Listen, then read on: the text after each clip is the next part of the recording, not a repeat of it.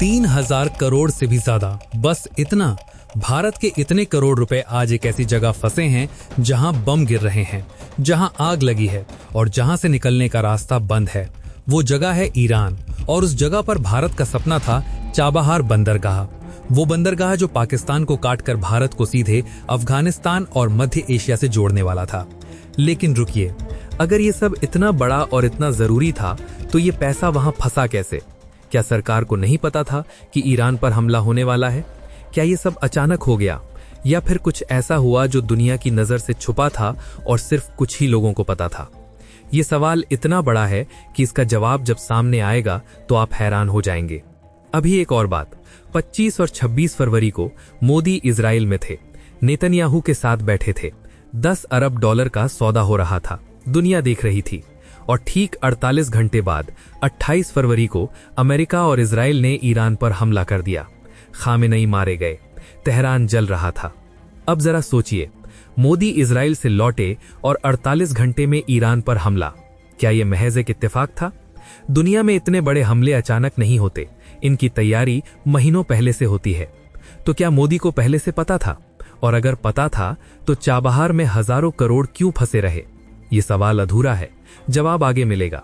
लेकिन पहले एक और बात जो इस पूरी कहानी को और गहरी बनाती है। 1 फरवरी 2026 भारत का आम बजट पेश हुआ, और उस बजट में चाबहार के लिए रखे गए पैसे जो पिछले साल 400 करोड़ थे, इस साल बिल्कुल शून्य हो गए। एक भी रुपया नहीं। ईरान के विदेश मंत्री ने खुद कहा, हम बहुत निराश हैं। भारत ने बिना बताए ये फैसला किया। ये 1 फरवरी की बात है। हमला हुआ 28 फरवरी को, यानी हमले से पूरे 27 दिन पहले भारत ने चाबहार से अपना हाथ खींच लिया था। ये इत्तेफाक नहीं था, ये कोई बड़ा खेल था। लेकिन किसका खेल था? भारत का, अमेरिका का, या कोई और था जो पर्दे के पीछे से ये सब चला रहा था? ईरान की तरफ से जो हुआ वो और भी चौंकाने वाला था। जब हमला हुआ तो ईरान ने भारत की तरफ देखा। उम्मीद थी कि भारत बोलेगा, निंदा करेगा, दुनिया में आवाज उठाएगा। लेकिन मोदी सरकार चुप रही। खामेनेई मरे, मोदी ने एक शब्द नहीं बोला। और जब यूएई पर ईरान ने जवाबी हमला किया तो भारत ने तुरंत यूएई के साथ खड़े होकर निंदा कर दी, इजराइल के साथ खड़े हो गए। ईरान को यह समझते देर नहीं लगी कि भारत अब उनके साथ नहीं है। लेकिन यहां एक बड़ा सवाल खड़ा होता है। ईरान भारत का पुराना दोस्त था, दशकों के रिश्ते थे, तेल का सौदा था, चाबहार का सपना था, अफगानिस्तान का रास्ता था। ये सब एक झटके में कैसे बदल गया? क्या सिर्फ इजराइल की डील ने यह बदलाव किया, या फिर इस पूरे खेल में अमेरिका का हाथ था जो भारत को ईरान से दूर करना चाहता था? और सबसे बड़ी बात, अगर भारत ने यह जानबूझकर किया तो 3000 करोड़ से ज्यादा रुपए चाबहार में क्यों फंसे रहने दिए? इतनी बड़ी कीमत क्यों चुकाई? इस सवाल का जवाब इस पूरी कहानी का सबसे बड़ा मोड़ है, और वो मोड़ अभी आना बाकी है। अभी बस इतना समझिए, ये सब एक बड़े खेल का हिस्सा है। जो दिख रहा है वो सिर्फ ऊपर की परत है, असली खेल पर्दे के पीछे चल रहा है, और उस पर्दे को हटाने का काम अब शुरू होता है। अमेरिका, यही वो नाम है जो इस पूरी कहानी के बीच में खड़ा है। भारत और ईरान के रिश्ते टूटे नहीं, तोड़े गए, और तोड़ने वाला कोई दुश्मन नहीं था। तोड़ने वाला वो देश था जो खुद को भारत का सबसे बड़ा दोस्त बताता है। अमेरिका ने भारत को एक ऐसे मोड़ पर लाकर खड़ा कर दिया जहां से दो ही रास्ते थे। पहला, ईरान के साथ रहो और हमारे साथ रिश्ते खराब करो। दूसरा, ईरान छोड़ो और हम तुम्हें वो सब देंगे जो तुम सालों से मांग रहे थे। भारत ने दूसरा रास्ता चुना। लेकिन ये इतना आसान नहीं था। अमेरिका के पास एक कानून है, जो देश अमेरिका के दुश्मनों के साथ काम करे उसे सजा मिलेगी, भारी टैक्स लगेगा, व्यापार बंद होगा। भारत का अमेरिका के साथ व्यापार हर साल करीब 180 अरब डॉलर का है। चाबहार के 3000 करोड़ एक तरफ और 180 अरब डॉलर दूसरी तरफ, ये तराजू था, और इस तराजू पर भारत को फैसला करना था। भारत ने फैसला किया। बजट में चाबहार की फंडिंग शून्य, ईरान को कोई जवाब नहीं, अमेरिका को संदेश, हम समझ गए। और फिर मोदी इजराइल गए, 10 अरब डॉलर का सौदा हुआ, आयरन बीम मिला, स्पाइस मिला, एयर लॉरा मिला, वो सब मिला जो अमेरिका ने कभी नहीं दिया था। लेकिन यहां एक और परत है। ईरान चुप नहीं रहा। जब हमला हुआ और भारत ने मुंह नहीं खोला तो ईरान के एक बड़े नेता ने सीधे कहा, जो हमारे दुश्मनों के साथ हैं वो हमारे दुश्मन हैं। पाकिस्तान हमारा पड़ोसी है, हम याद रखेंगे। ये धमकी थी। पाकिस्तान का नाम लेना कोई छोटी बात नहीं थी। इसका मतलब साफ था, अगर भारत हमारे खिलाफ रहा तो हम पाकिस्तान को और मजबूत करेंगे। ईरान और पाकिस्तान की सीमा बहुत लंबी है। और उस सीमा से जो रास्ते जाते हैं वो अफगानिस्तान तक पहुंचते हैं। चाबहार के बिना भारत के लिए अफगानिस्तान का रास्ता वैसे भी बंद हो रहा था और अब ईरान में पाकिस्तान को साथ लेकर उस रास्ते को और मुश्किल बनाने की बात कही। ये भारत के लिए एक बड़ी चुनौती थी। लेकिन इसी के साथ एक और सच सामने आया जो बहुत कम लोगों ने देखा। पाकिस्तान को इस पूरे खेल में एक बड़ा मौका मिल गया। अमेरिका को ईरान की जमीनी इलाके तक पहुंचने के लिए किसी रास्ते की जरूरत थी और वो रास्ता सबसे आसान था, पाकिस्तान के जरिए। अचानक वॉशिंगटन में पाकिस्तान फिर से जरूरी लगने लगा। वही पाकिस्तान जिसे अमेरिका पिछले कुछ सालों से नजरअंदाज कर रहा था, वही पाकिस्तान जो आर्थिक तंगी में था, वही पाकिस्तान जिसका कोई पूछने वाला नहीं था, वो एक बार फिर अमेरिका के नक्शे पर आ गया और इसका सीधा नुकसान भारत को था। जितना पाकिस्तान अमेरिका के करीब जाएगा उतना भारत के लिए मुश्किल होगा। अफगानिस्तान में भारत की पहुंच कम होगी, मध्य एशिया का रास्ता और दूर होगा और चीन का ग्वादर बंदरगाह जो पाकिस्तान में है और ज्यादा ताकतवर होगा। ये वो नुकसान था जो दिखता नहीं लेकिन असल में बहुत बड़ा था। अब उस बात पर आते हैं जो हर भारतीय के घर तक पहुंची, स्ट्रेट ऑफ हॉर्मोज। ये एक तंग समुद्री रास्ता है और दुनिया का तेल इसी रास्ते से होकर गुजरता है। भारत जितना तेल बाहर से मंगाता है उसका 50% इसी रास्ते से आता है। जब ईरान ने जवाबी हमले शुरू किए तो इस रास्ते पर खतरा मंडराने लगा। जहाजों ने रास्ता बदला, बीमा कंपनियों ने इस इलाके में जहाज भेजने से मना कर दिया।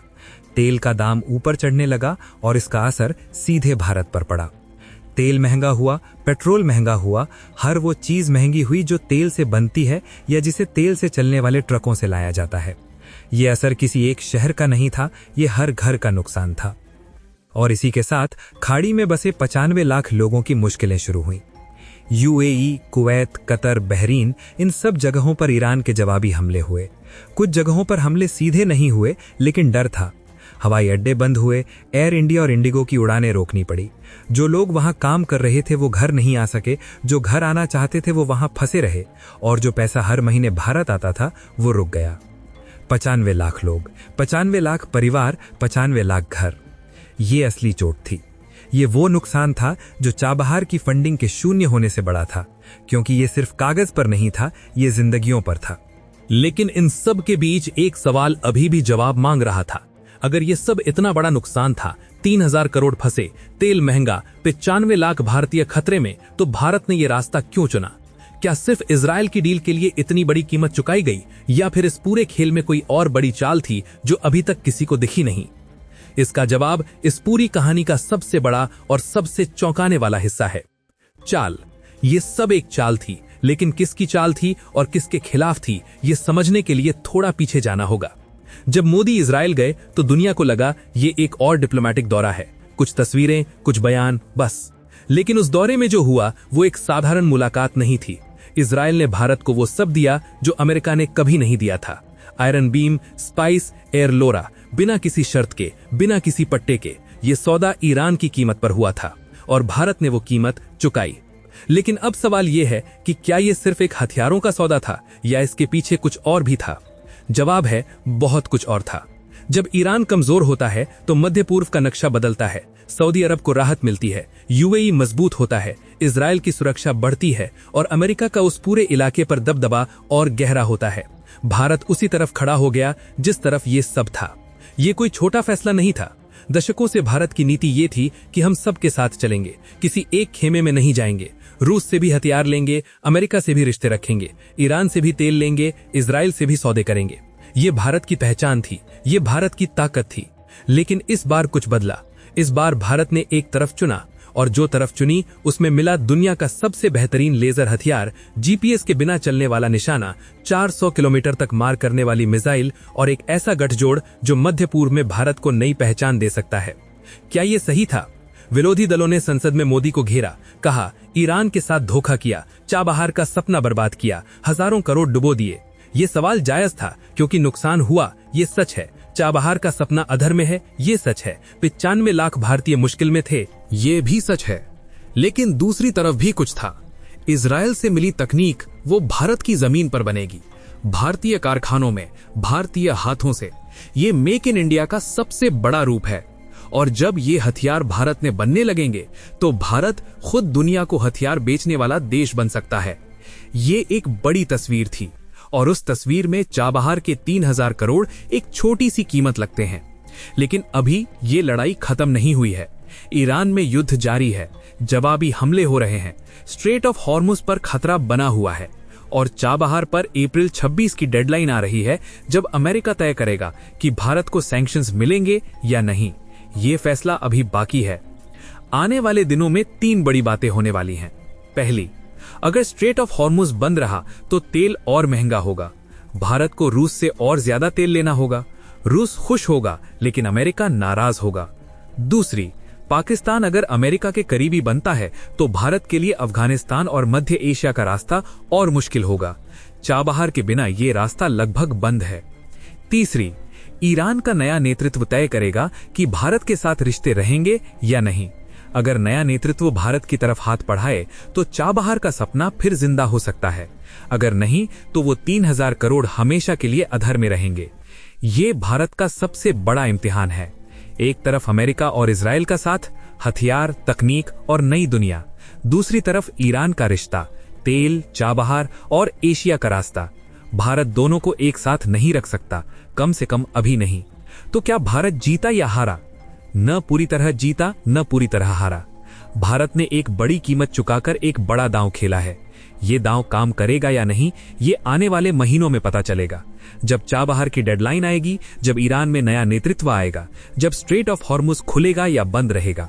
लेकिन एक बात तय है, ये भारत अब वो भारत नहीं है जो चुपचाप सब देखता रहे।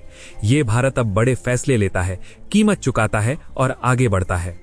3000 करोड़ फंसे, ये सच है। ईरान का दोस्त खोया, ये सच है। लेकिन जो मिला वो भी कम नहीं। और जो अभी समझ नहीं आ रहा वो बहुत जल्द समझ में आएगा।